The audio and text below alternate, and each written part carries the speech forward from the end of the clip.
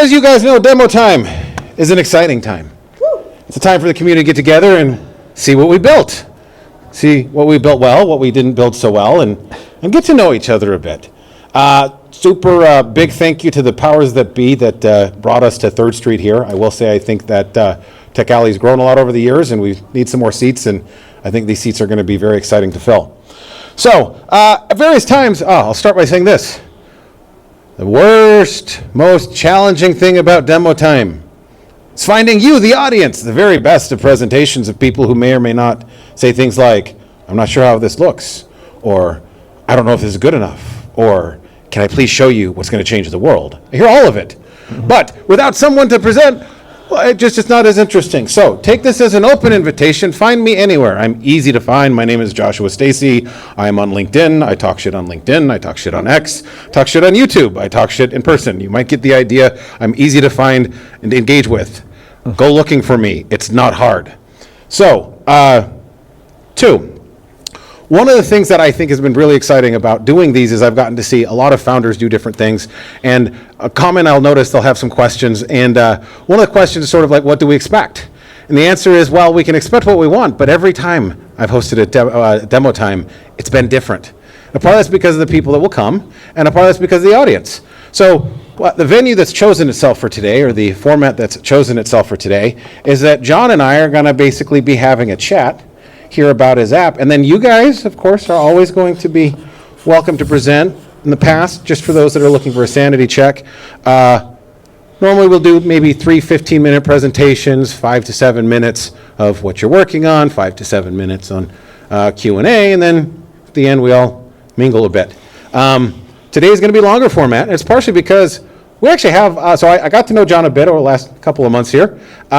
Really cool dude, deeply understands the problem, super excited and passionate about it, and I think I would be doing an injustice to have done it any other way than giving him the full slot. So without any further introduction, I'm now going to ask for you guys to give a round of applause to John with his fandom app. You can do louder. Yes, all right, that's a good energy level. All right, John, so why don't you lead us on where are we heading? Where did we start with this? What is this? Give us something to start with. Yeah, well, maybe the best place to start is with my background. My background is only, deeper background is only lightly in tech. I actually, I began in Hollywood. My journey with getting to where I am here with this app actually begins in the entertainment, like the traditional entertainment industry. I moved to Hollywood in 2000, just around the time when the .com bubble burst.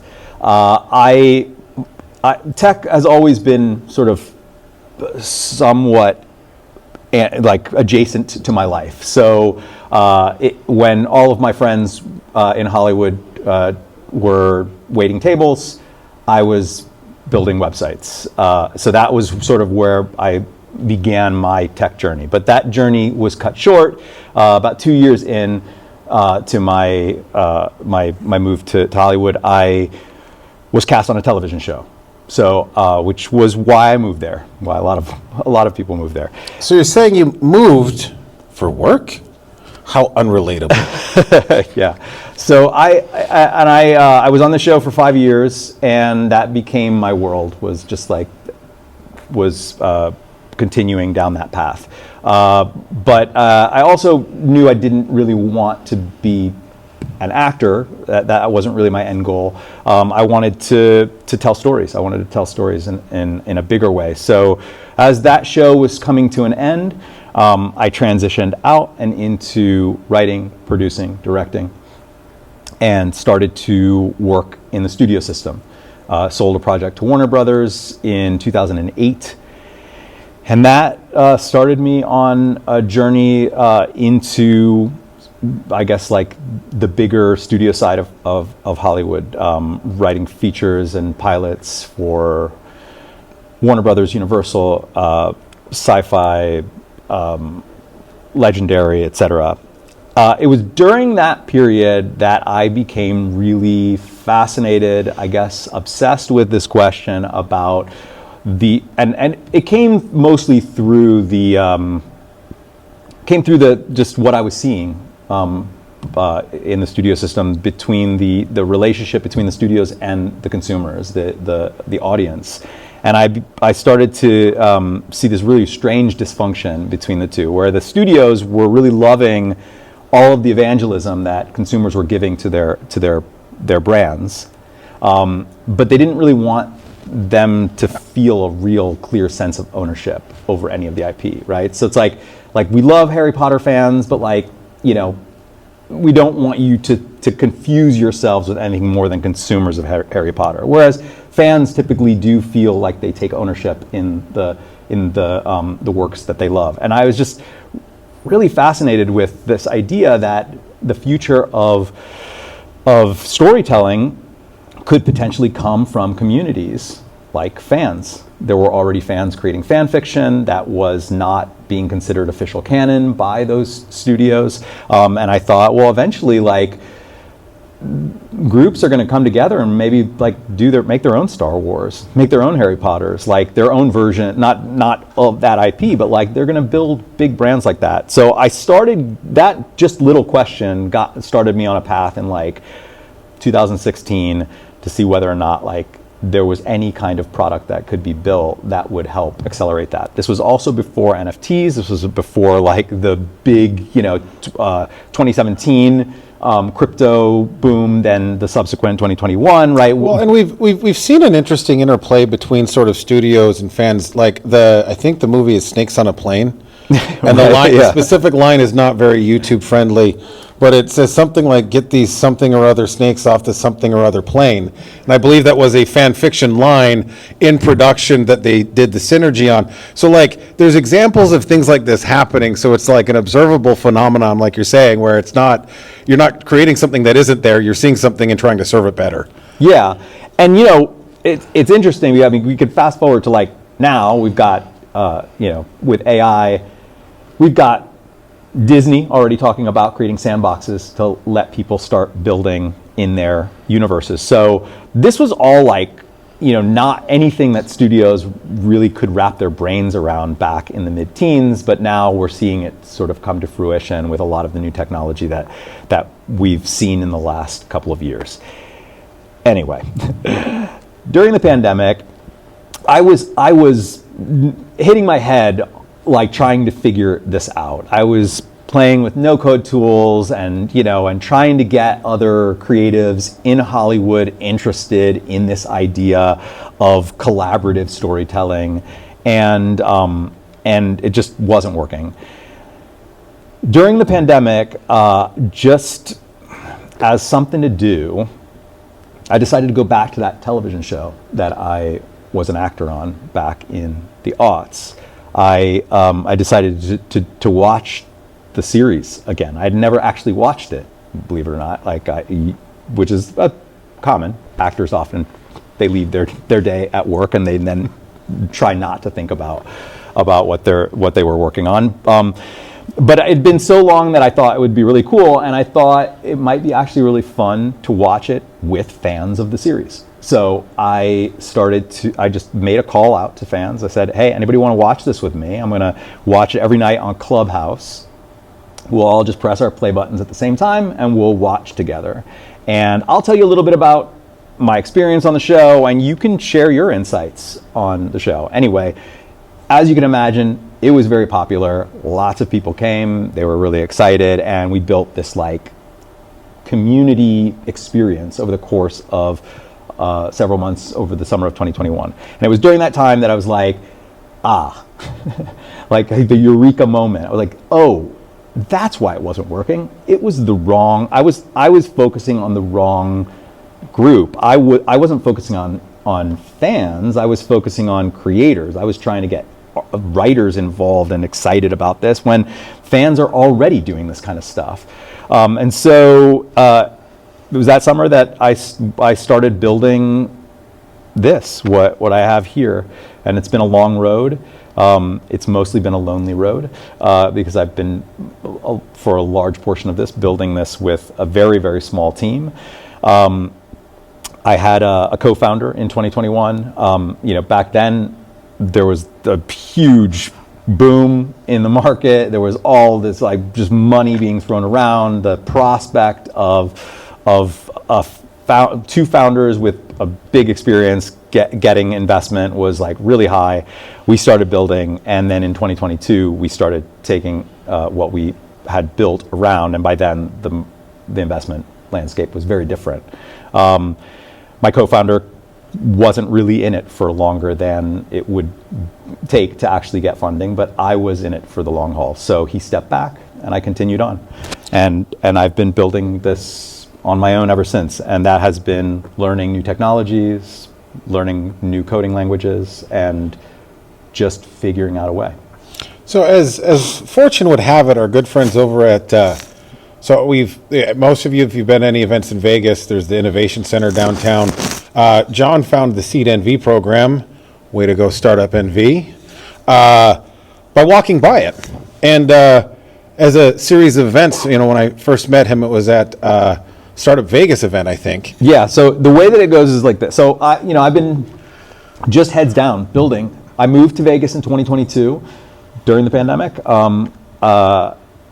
Just as many folks were just figuring out new places that they wanted to go, and my daughter was one, and it just felt like the right time to move here. But I didn't have a lot of interest, or I just wanted to continue building. I was just focused on that, and so from 2022 to 2025, which also included my co-founder stepping away, and a period of kind of being a little lost and not knowing whether or not I could do this on my own. I was just in my office, and my wife was like, man, you have to meet people. You have to get out there and try and meet some folks. I'm like, I don't even know how. I don't know how anymore. I felt like all of my years in Hollywood and learning how to network and that just evaporated. And one day we were just walking downtown. We were going to get my daughter a passport, and we passed by the Innovation Center, and I just see this Seed Vegas, there. And my wife's like, I want you to look up, go to that website right now. So I went to the website. They were starting the next day on this Incubate Vegas program, which was free, just come and do it. So I signed up, went down there, participated in this incubator for about a month and a half or 2 months, and at the end of that program, they invited some of the startups to apply for their seed accelerator, which came with some funding and mentorship and all of that. I met some people. One of the folks that I met, so I got into the program. I'm in the program now, and it comes with mentorship. And one of my mentors is Joshua Stacy, who is Josh's wife. She then was like, "Hey, the community's big, and it's really welcoming, and there's lots of stuff going on. There's a Startup Vegas event coming up this weekend. You should come." I was like, okay. Went to that. That's where I met Josh. Josh was like, "Hey, you should come check out Tech Alley." I was like, "What's that?" Well, and so this is actually a particularly funny moment. Yeah. Because at the time he thought Tech Alley was like an arts district, right? There's a business park, an arts district, a Tech Alley. It's an area of which, not some event. That was the first time I heard. Yeah, I was like, when I've heard Tech Alley, I thought it was an actual alleyway. Right. And so now we are at this absolutely fabulous venue now, and but yeah, no. And then he said, "Well, I need to meet people." I said, "Well, just come to Tech Alley one time. You'll meet a bunch of people, meet all sorts of people." So, yeah, and I showed you the app where it's at right now. And the apps. So I see a lot of really bad apps out there. By the way, I'm pro bad app. Just build it. If you're building something, you're already in the cool club. It can be bad. The real losers are the ones that don't build. Ha ha ha. This is way more developed and thought out than I thought off of his initial impression, which is a part of why I'm super excited that he'll be able to do a live demo here today. Because this is a very feature-rich product that I think touches on a lot of things. One of the things that was very clear when I was talking to John about it is he's very, very much thinking about the Web3 cryptonomic economic models with burn rates and decays and pools and all that other stuff, but starting off a sensible blank slate. So without any further ado, I'll want to show us this beautiful app. And so the app started like it came out of that watch party that I did for that show, and the idea was like, hey, we can build an app where anybody can do that, right? So it started as just like a watch party app or an app for events where you can just host events around various fandoms, and then I introduced like a little game, right? So I introduced the idea of like collectibles that you can only create in connection with an event. So the idea is like, take home this keepsake of a time you all spent together, right? So it's rather than just like this this arbitrary ecosystem of collectibles that just become speculative, we're sort of tying the collectibles themselves to a time, to an event that took place. And then from there, we've just started to gamify it. So here, I guess I'll just show you, I'll show you what we got. So this is our home feed. And I'm sorry, I just have to do it. I'm still having flashbacks from the AV issues at the last place. Again, appreciate you guys, but to even have the screen be flat was too much to ask sometimes. Oh. So I'm just looking back at this in complete awe of the improvements to the venue. Yes, let's admire this more. That's cool. I don't have a reference, so I'm just like, there's my app, really big. Okay, so so we've got a tray here, upcoming events. These are the next 5 upcoming events that are happening. As you can see, people are, I don't know, we've got a Supernatural watch that's coming up at 6 p.m. What? Keep the mic close. Oh, I'm so sorry. When you're turned around. Yeah, so sorry about that. Yeah, yep. So we've got like a Supernatural events coming up at 6 p.m. and somebody's hosting Face Off. I don't know what that is. I guess that may be a movie. Bob's Burger, somebody's doing that tomorrow. Another Bones episode tomorrow. So these are just like next 5 events. Just so you know, we're in a beta. It's an invite-only beta. So we only have about 400 accounts in the app. And I'd say of those 400, only about 40 to 50 of them are really active on a regular basis. So that's some real humility coming from a guy who's got a user base. I think you even have customers that have paid more than $1. A lot of guys don't reach that club. That's pretty friggin' cool. Yeah, so we have about 400 accounts. We have about 40. Our DAO, I'd say, like ranges between 50 and 60, and Mao around 80. So not really big, but we do have about half of those folks are on subscriptions. We have a token system, so we sell token packs. I'll get into a little bit of how all of that stuff works in a second. Main thing is our calendar. So this is basically what you just saw there, but goes back much further than just 5. Then I said we have collectibles. We call them mementos. So there's a difference between mementos and memento editions. The mementos are the sort of container collectible. That's the thing that's created by the host of an event. They're pretty simple. They look kind of like coins. We let you pick a color background, a color border, and then add an SVG graphic. We keep it limited to 30 KB. That gets people thinking about how they design, right? Because you have to think about how much detail I can really fit into 30 KB. It becomes a really fun challenge. I'm somebody who really loves designing these. I designed all 3 of those. That took me a long time to design each of those because they have a lot of detail, and I had to figure out ways to keep all of that down below 30 KB. In my mind, I did that because I thought it might be kind of cool if, in the future, we actually we're able to put that source code on chain, and then the graphics themselves would actually be stored on chain rather than as just a hash. Well, that was just my idea, and why we only accept SVGs for those graphics. You also touched on something really, very interesting thread. So you didn't build this on a chain, did you? And No, for those that don't know, I'm going to shade in why I think that was brilliant. When you build on a chain, if it's a Binance chain or any of the chains, you're stuck with them continuing to support it, which is fine, whatever. There's some of that is an acceptable risk. But a part of it is you don't control the infrastructure at all, and you're also buried into very expensive transaction prices. So if you ever get into anything high transaction on like the Binance chain, for example, the fees can kill you. If you're brilliant like John and you build it on your own database, you just have raw compute fees, which are a lot less. Oh yeah. So that was the idea. I was like, we know that this is the direction that all of this is going, but it's not there yet and would be too expensive for us to do that, and also like a little too risky, especially when we first started this. A lot of regulatory clarity has come in recent years, but back when we started, it was still a little too Wild West. So we just thought we would mirror everything that I was seeing in Web3 and build a system that could be ported eventually.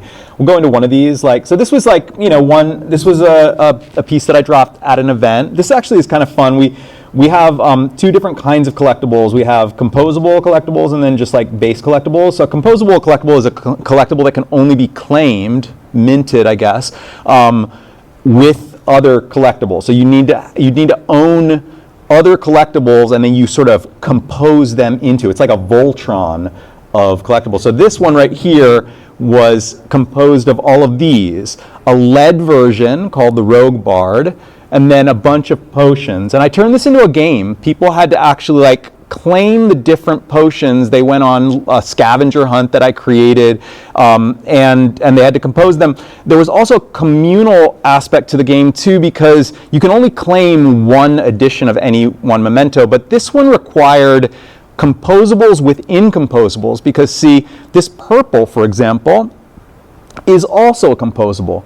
It's a composable of the red and the blue. So you can only have one red and one blue, so how would you get a purple? You'd have to trade it with somebody else. You'd have to convince some other person to give you their red and blue or their purple. And so this turns the whole system into more than just I'm collecting things from events, but it's turning it into a larger playful system, which is a big part of what I discovered over the course of this journey, and that is that creativity just works best when people are playing. Well, and I got a quick question, show of hands.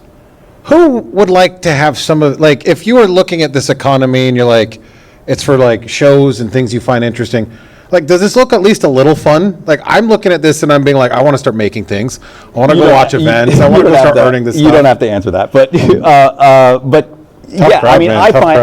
I find it fun. So this was actually a collectible challenge that I created, right? Because you have to sort of find the different pieces. I dropped them at different events, and all of the events were Stranger Things events. So these obviously kind of look like little D&D characters, because I was inspired by, without treading on copyright or trademark, I was inspired by the D&D elements of Stranger Things. So this was my way of creating homage to that without actually treading on copyright. And folks, we watched the episodes together at events, and I dropped these. And so we had trivia events, we had scavenger hunt events, all kinds of different stuff that we did around that final season of Stranger Things. We have a little subscription, so people can subscribe to it. We're going to be expanding our subscriptions. I'm right now in the Seed Accelerator. We're working on pricing strategy, so I'm going to be looking at all of our strategy right now, which was sort of cobbled together and refine it a bit. You've got a rate of decay on the mementos, right? So if I went to an event you hosted and I got a memento, I don't get to keep that for free forever, do I? Yeah, so that's sort of what, that's been a controversial thing, by the way. I can't imagine it isn't. That's been a little controversial. Folks didn't really get it at first. So yes. To create a memento, you need our game currency, which is called kernel. That's what the hosts use to build this coin-looking thing, right? And this coin-looking thing. Wow, you really can't get far from this thing. No, you got to eat it. Okay, yeah. I'll give you a real quick. It's This is for everybody. just very like. If you ever have to deal with a mic, what you do? You just eat it. You just get right. Okay, that's good. I think it's probably I'm a little like germ averse, but I got it. Yeah, so why you this have is the the buffer. memento. This is what we call a memento. Like it's the thing that the host creates. These are not tradable. This is the artifact. This is the artwork. This is the thing that's created by them. But each memento produces additions, right? And those look like playing cards. And that's the thing that people collect. There's only one of these left because they were all composed into that, right? But let's see, how many of these are there? I think there's two different people. Yeah, there's two. And you can go in and you can see that page as well. And that's the addition page. And additions, there are a certain number of them for every memento, and each one has a certain density. Density and number of them is determined by the amount of kernel that was spent by the host to create that full set. The stronger, the higher the density, the slower its rate of decay. But that's an expensive memento to create, and especially if you create them like at a lot of them, right? So it also sort of forces the system to be pretty rare, because in order for you to create something that is really powerful, you'd need a lot of kernel. You can earn kernel from the system through the events. If you RSVP to events, then you can harvest from those. You get a very small amount of kernel, or you can purchase kernel to be able to boost that. So as a host, you're buying kernel or earning kernel in order to create these memento sets, and as a collector, you're using your kernel to consistently keep your memento from degrading down to nothing, to just crumbling to dust. What it does is it creates a system where, and again, it's controversial because in like our history with social media has been like, I can post anything I want, as much as I want, I can collect as much as I want, and it's just created this landscape of like ultra abundance and chaos. So what we're sort of exploring here is the idea of a self-cleaning system, right? Like I will spend on things that mean something to me, and the things that don't mean anything to me, I'll let them just fall away, and then they clean from our system, and they clean from your system, by the way. Like you have less of a cluttered collection of nonsense. Well, we'll switch over to questions in a second here. The other thing is you let them break down their stuff so they can even further accelerate the decay process. Is that true? Say that again? So of the cards they have, or the mementos they have, they can break them down and get some amount of kernel Correct, left. yeah, So the yeah. ones that you're like, I'm not going to renew that one anyway, Yeah. you can sort of accelerate the decay. Yeah, there's two ways to do it. So they decay down to a certain amount. I'll show you. I'll go into my collection. They degrade. They have two different degrade states. See those like folded looking cards up there? Yeah, so that's Embarrassing. Yeah, so those up there. Give them your money so that they don't look so bad. Yeah, so if I were to restore any of those really crumbled ones, those are now in what we're calling cracked state, and that's actually going to be more expensive. When they get to cracked state, I have to actually pay a larger amount than I would have if I just had restored them at their wrinkled state. But maybe I'm thinking like, I'm not really caring about these anymore and I want to let them go. At a certain point, they won't disappear, or they won't like crumble to dust here. What they'll do is they'll go to our auction house. And this is an auction house full of mementos that have, or additions that are, that people have just let go. Either they have auctioned them on their own, or they've either auctioned them on their own, or like, see, this is crumbled, or they just let it fall to auction. And it's in the auction house that the the edition will just disappear if nobody wants it. But if somebody wants it, then they'll auction, they'll take an auction for it. So you can just let them fall to auction and then maybe hope that somebody actually spends more to buy it than you would have gotten by what we call melting it, which is what he referred to, right? Melting it gives you 1/5 of whatever is left in that memento edition. There we go. And so you can choose, like, am I going to get anything from it at auction, or is it just going to crumble away to nothing, in which case I get nothing, or do I just take out what's there? But then there's also the part of, like, somebody gave this to me. Like, do I melt it and, like, offend them? You know, so then there's a little bit of, like, social exchange that's happening there. So socially shunning and forced economy. I love it. In All some right, ways. everybody. So, round of applause for John. All right. So, like I said, this is, a lot of folks will present. If you're like, I don't have a fully thought out idea like this, I don't have something to demo, that's fine. It can be much simpler. But also, I'm going to wander around with these mics in case anybody has any questions, because if I don't give you the mic, then the internet doesn't have it. So, any questions for John about this fandom app, how he's going to be, how these mementos work? I don't know, any of these questions? We did such a good job presenting everything. All of the questions remain answered. We just had lunch. We're in this great venue. Anything you're curious about on the technical side? I know this is like mostly a technical, a technical event.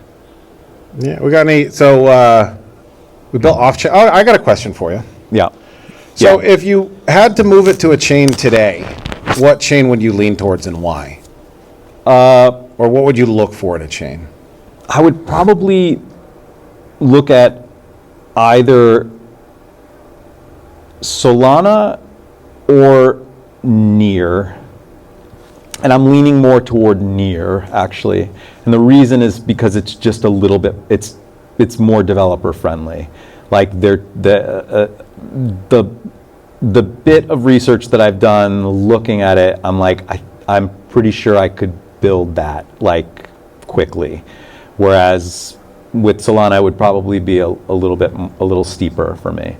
I mean, Near, like, you can like write smart contracts with JavaScript, and like it's really, really, really designed to build out a big developer ecosystem. And I really like that about it. But I mean, at this point, there's a whole bunch of different chains that are all, at this point, it's like water, like under the hood, it's all the same kind of, and in that, like, the things that matter, which is like low transaction fees, do they support stable coins, all of that kind of stuff, do they support NFTs, and the answer is like kind of yes on most of it. So then it just comes down to, what does their ecosystem look like, how many people are building on their ecosystem, how much support would you get from a developer community, and then also just like, are there people that are playing, that are interested in new apps that are being built on those ecosystems, because that's really important too for network effects. So right now, obviously, Solana is like, the probably that, Ethereum, of course, but like Solana is like, big if what you're looking for is that user base, users just looking for cool new projects. The problem, I think, with Solana is like it's been largely focused in the meme coin space, and because of that, I think it dilutes a product like this a bit. Let's be honest. All of these ultimately end up being meme coin markets because people will start playing with it in meme coins. Yeah, but Near is doing some like there's an app ecosystem that's building on Near that does actually look a little bit more like traditional Web 2. They've got like Sweatcoin, which is sort of mixing like health and wellness with tokenomics and whatnot. Just like interesting things that I'm just not really seeing on other chains, or certainly not on Solana.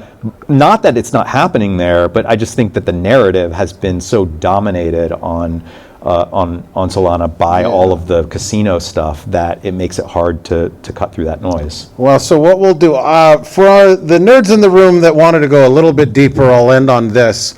Part of what's cool about these apps is obviously building the app.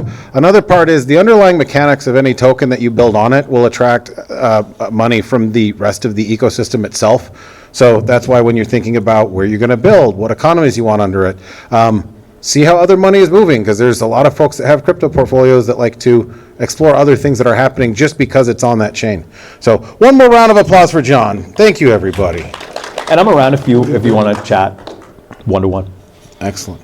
All right. Well, I'm going to say, I think it's fair to say this was a very comfortable demo time experience. One of the things I love about demo time is we're at Tech Alley, it gets real busy, and we don't always have time to mingle with people. And so one of the things that I like is at the end of demo time, we start doing that. So we've got this lovely area.